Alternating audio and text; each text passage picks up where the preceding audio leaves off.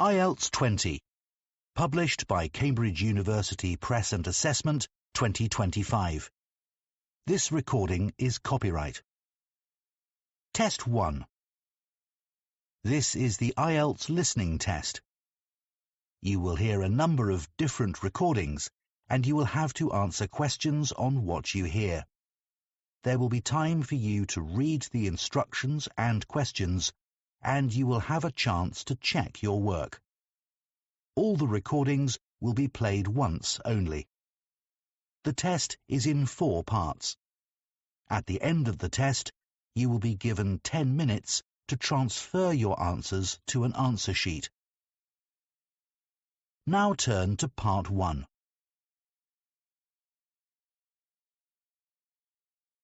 Part 1.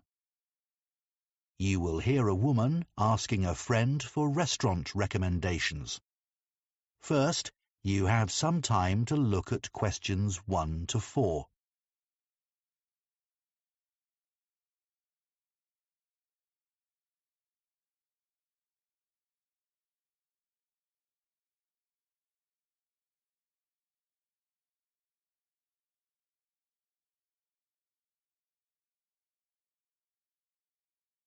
Now listen carefully and answer questions 1 to 4.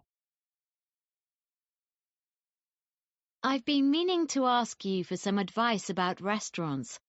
I need to book somewhere to celebrate my sister's 30th birthday, and I liked the sound of that place you went to for your mum's 50th. The Junction. Yeah, I'd definitely recommend that for a special occasion. We had a great time there. Everyone really enjoyed it. Where is it again? I can't remember. It's on Grayson Street, only about a 2-minute walk from the station. Oh, that's good.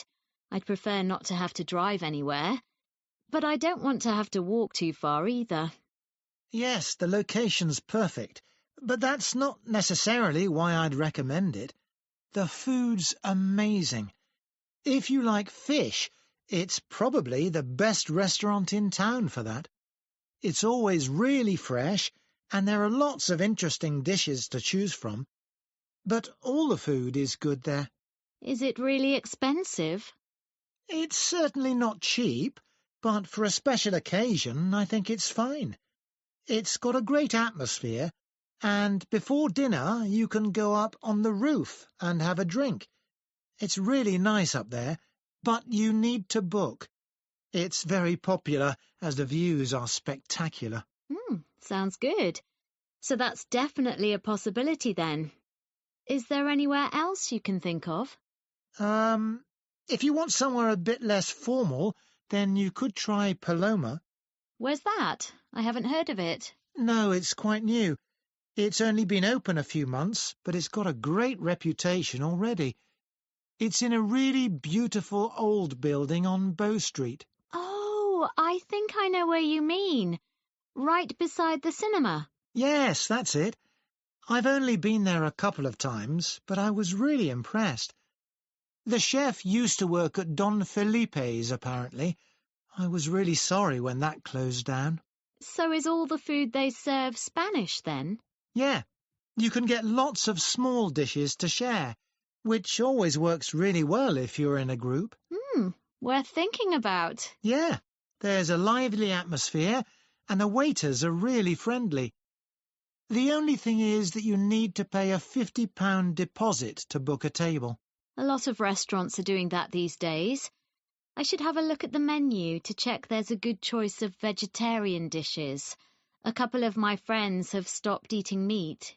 Not sure. I'd say the selection of those would be quite limited. Before you hear the rest of the conversation, you have some time to look at questions 5 to 10.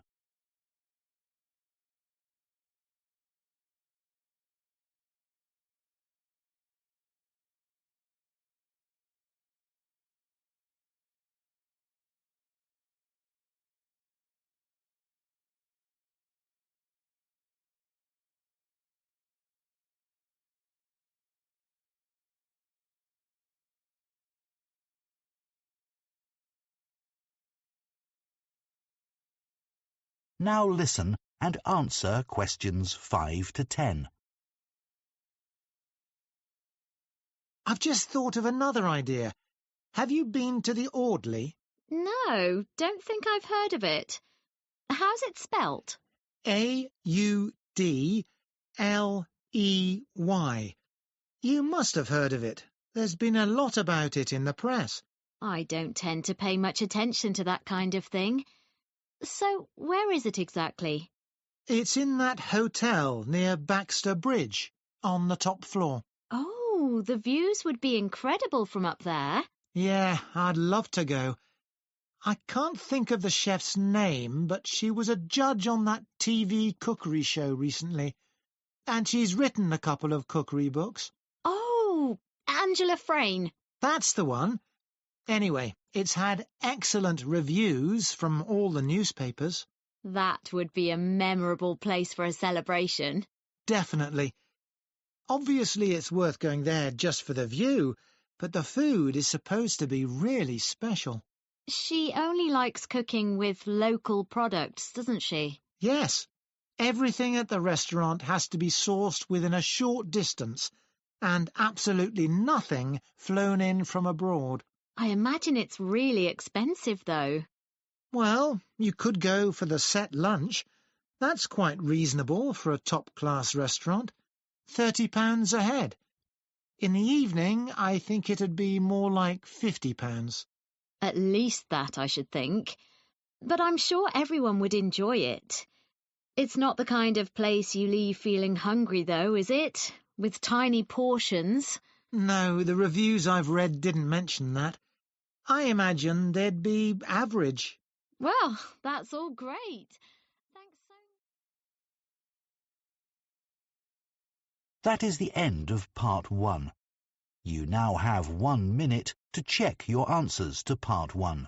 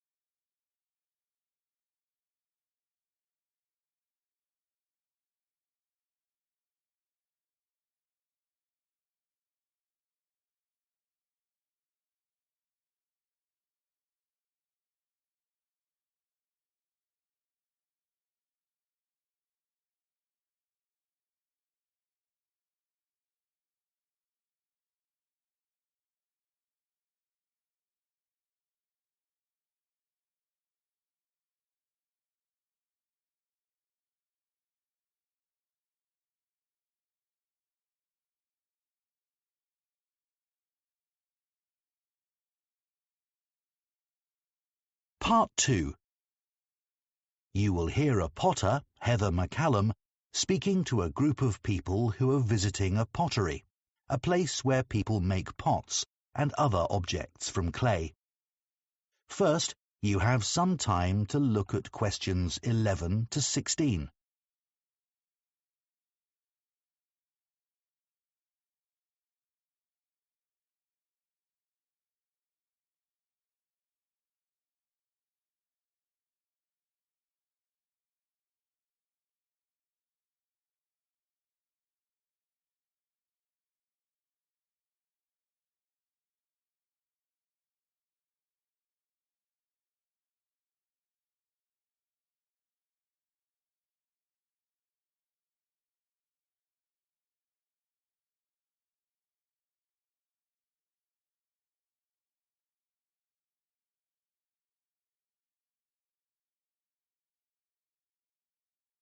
Now listen carefully and answer questions 11 to 16. Hello and welcome. My name's Heather McCallum and I'm one of the potters who work here at Edelman Pottery. Before we go into the workshop, I just want to say a bit about the craft of pottery. Then we'll have a look at the equipment and you can try making a pot of your own. Like many people, I'm sure you know that pottery as an art form is tens of thousands of years old, and we know this because it stands the test of time. Things like baskets and pictures don't survive in the earth in the same way that pots do. And even if ancient pots are found in small pieces, they still provide a lot of information about the past. There's no doubt that pottery has given archaeologists a fascinating insight into how ancient humans lived. The shape of an artifact may have been lost, but archaeologists can tell whether the pots were for, say, storage or cooking by examining the impressions on the clay, the scratches from tools, and the clay itself can reveal where the pots came from. When I ask people why they want to take a pottery class with me, they sometimes talk about these things. Like our ancestors, they hope that something they create will also last longer than they do, that their work, whether it is good or not, might say something about humanity many years after their death. Of course, you will all have your own reasons for coming here.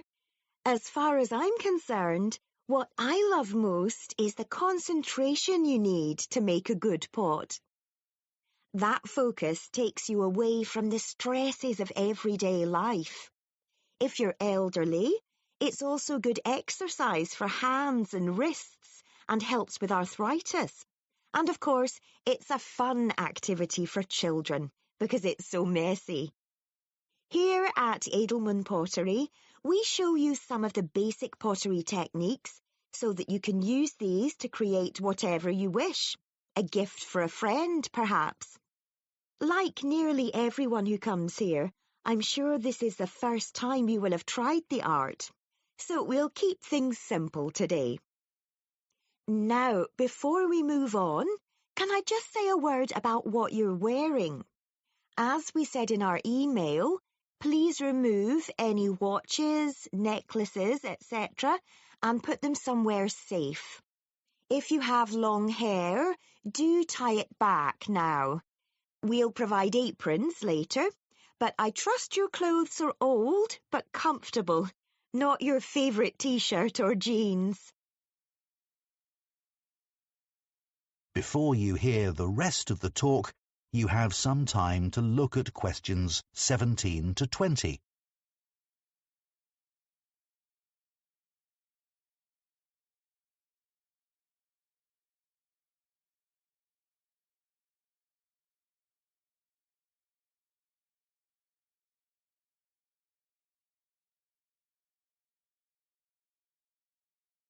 Now listen and answer questions 17 to 20.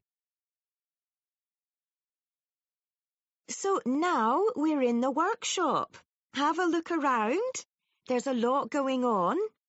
To make pottery that will last, you need a potter's wheel, a kiln, which is basically a very hot oven where you fire the pottery, and some tools. So first, the kiln. If you look over in the far corner, you'll see one of ours. Since their invention, kilns have changed very little, though in the past 20 years, a lot of progress has been made in temperature control. Basically, a kiln removes the water from clay at temperatures of around 1,000 degrees Celsius. This allows anything you've made to set permanently in shape. It's a pretty ugly, heavy object that's hard to keep in a house or flat, so most people don't have one. You may think, can't I use my oven? Well, that's possible, but domestic ovens don't really get hot enough, and eventually the clay will crack and fall apart. Some people fire pottery in a fire pit outside, but bear in mind that can be dangerous. You also need to know about safety procedures for kilns, as they release toxic compounds into the air. Every potter needs a potter's wheel. This machine is used to shape the clay into an object with circular walls or sides, such as a bowl. Its invention revolutionized the pottery industry, allowing multiple items to be produced in a day. Lastly, there are a number of different tools that potters use, depending on what they want to make. When you start, your hands can make all kinds of shapes and curves without relying on a sculpting tool. However, there are some basic tools that you will need to handle the clay on the wheel. Some look very strange and have even odder names that you may find hard to remember. Rather than go through them all now, I'll just name a few tools as we go along. We can provide these, and I wouldn't recommend spending money on them yet. So, let's try making a pot of your own. If you sit down... That is the end of part 2. You now have 30 seconds to check your answers to part 2.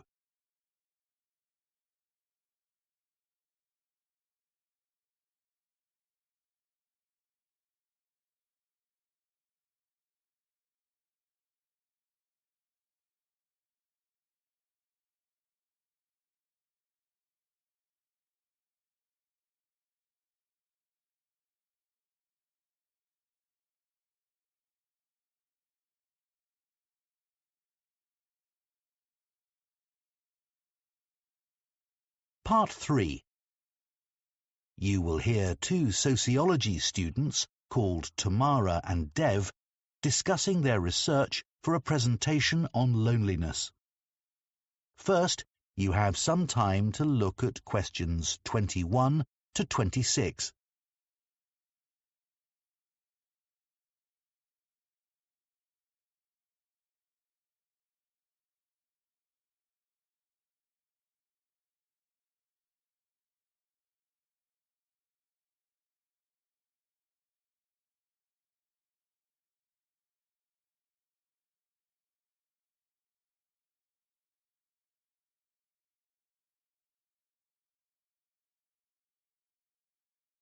Now listen carefully and answer questions 21 to 26.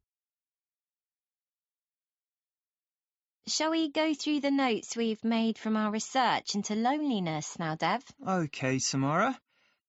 It's been a real eye-opener. I had no idea that loneliness has been increasing steadily for the last 20 years. I know. And it's the same all over the world. The downside of a modern lifestyle, I guess.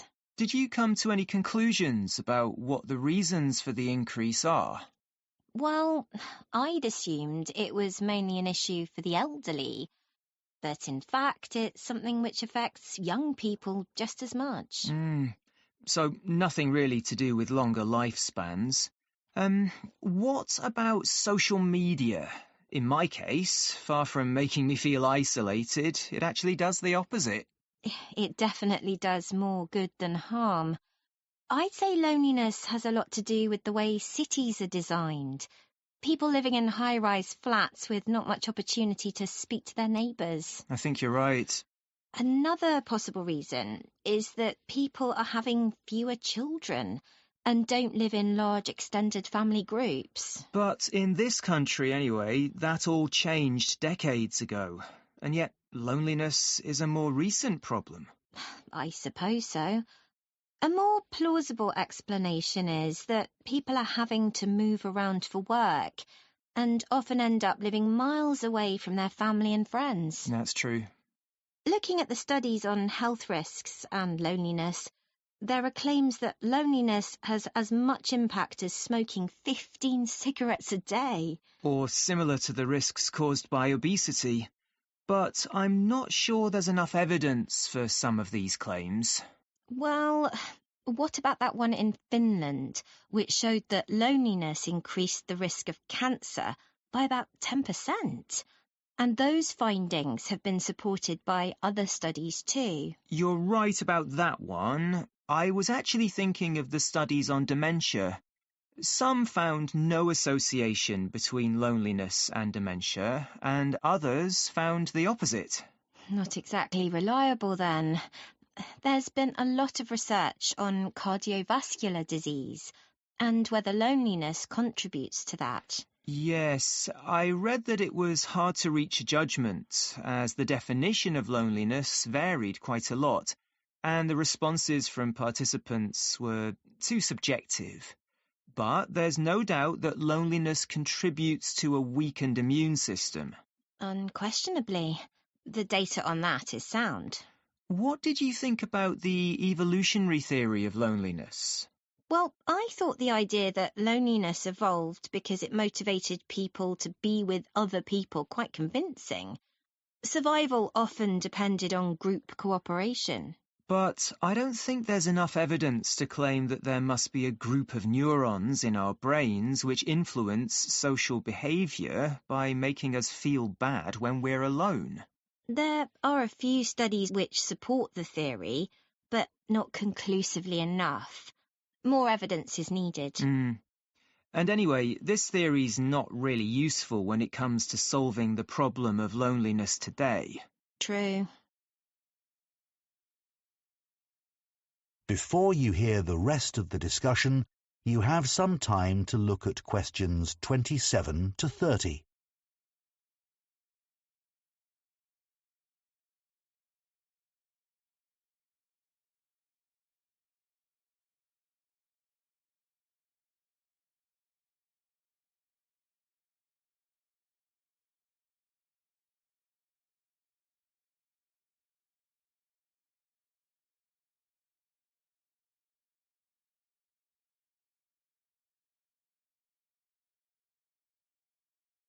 Now listen and answer questions 27 to 30.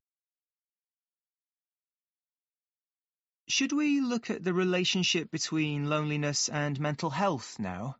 Okay. So, loneliness and depression are clearly related, and that's been recognised by various governments around the world. But unlike depression, loneliness has no recognised clinical form. There's no available diagnosis or effective treatment, and that's not likely to change. I don't think so either. I was thinking we should start our presentation with an example from our own experience. I'd like to talk about how lonely I was when I started university, being away from home for the first time and all that. Good idea. Everyone will be able to relate to that, although a lot of students were probably too embarrassed to admit to it. Yeah. We could discuss ways of dealing with loneliness as well, like just talking to strangers. Loads of studies have shown that interactions with shop assistants and bar staff make people feel more optimistic and relaxed. I don't know about that, but it must make people feel more connected with their community. True, although you need to be a certain kind of person to be able to just strike up a conversation. Good point. We should say something about solitude and how being alone and being lonely aren't the same thing. It's strange the way some people can't stand being by themselves while others love it. Yeah, the research shows a certain amount of solitude is beneficial for well-being, which I appreciate, but being alone isn't something I actually like. I'd never choose to go on holiday alone, for example. Me neither. Well, let's not... That is the end of part 3. You now have 30 seconds to check your answers to part 3.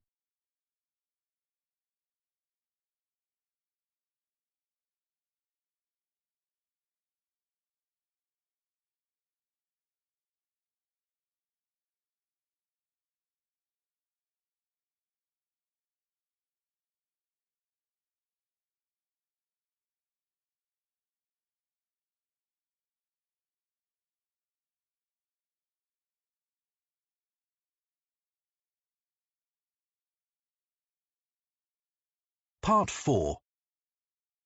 You will hear part of a presentation by an urban planning student about the role of rivers in cities around the world. First, you have some time to look at questions 31 to 40.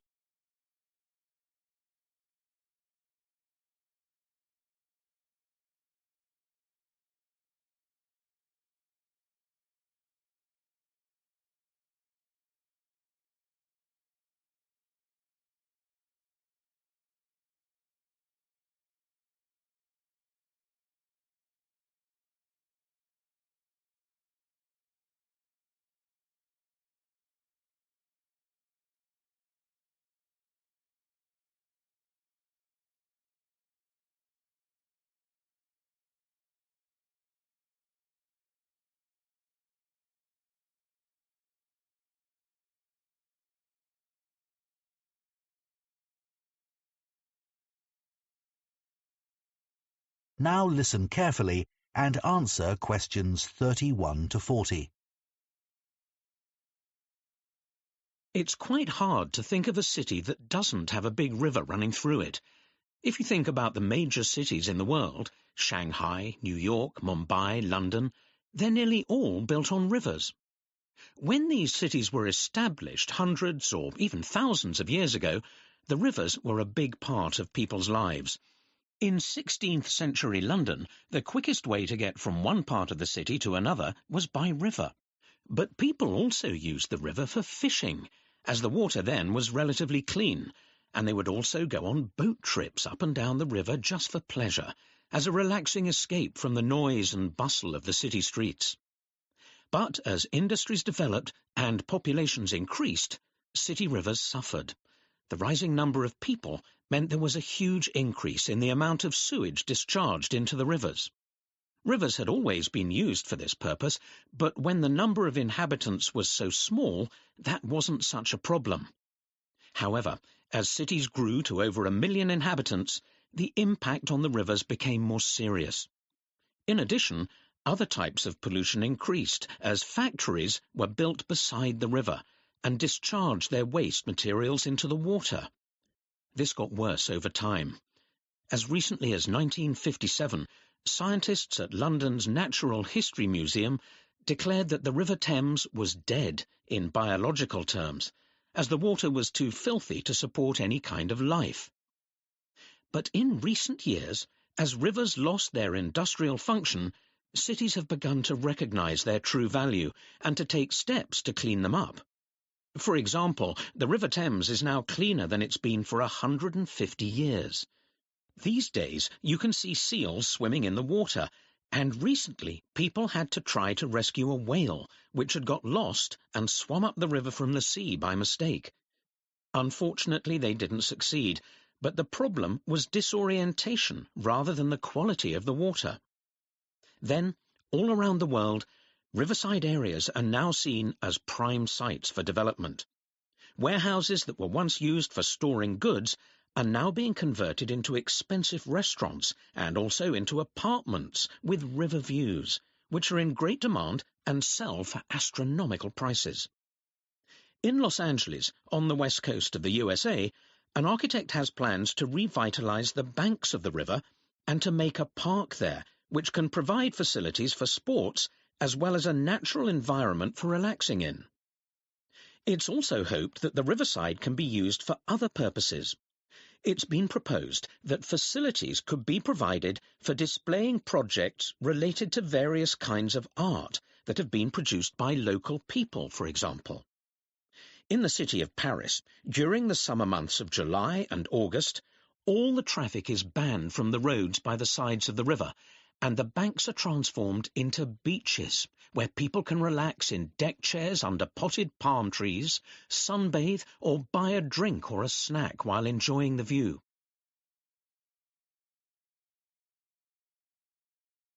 But to make the most of our rivers in our increasingly crowded cities, we need to allow them to regain their original purpose and be used as a means of transport, reclaiming our streets from cars and lorries. To do this, we'll have to shift more traffic back to the river, but this time cleanly and silently, making the most of modern technology.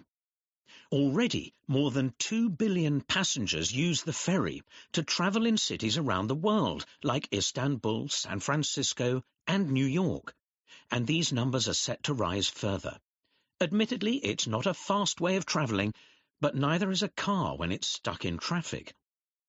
Of course, passenger traffic on roads might decrease as more people start working from home, but another recent development, the huge rise in online shopping, has meant that another form of urban traffic just keeps on growing, and that's deliveries. Trucks and vans in the city pollute and double park while dropping off parcels. Imagine using the immense capacity of shipping to take these trucks off the road. One freight barge can replace 44 large trucks, uses far less energy, and causes less pollution. When the barge docks at the riverside, the parcels could be taken the last few kilometres to their final destination on cargo bikes, electric ones, of course. This is already happening in the Dutch city of Amsterdam, and in future, the final stage could even be carried out by drone, although at present this isn't allowed. Wouldn't it be great to unblock our city centres in this way? Looking further ahead... That is the end of Part 4. You now have 1 minute to check your answers to Part 4.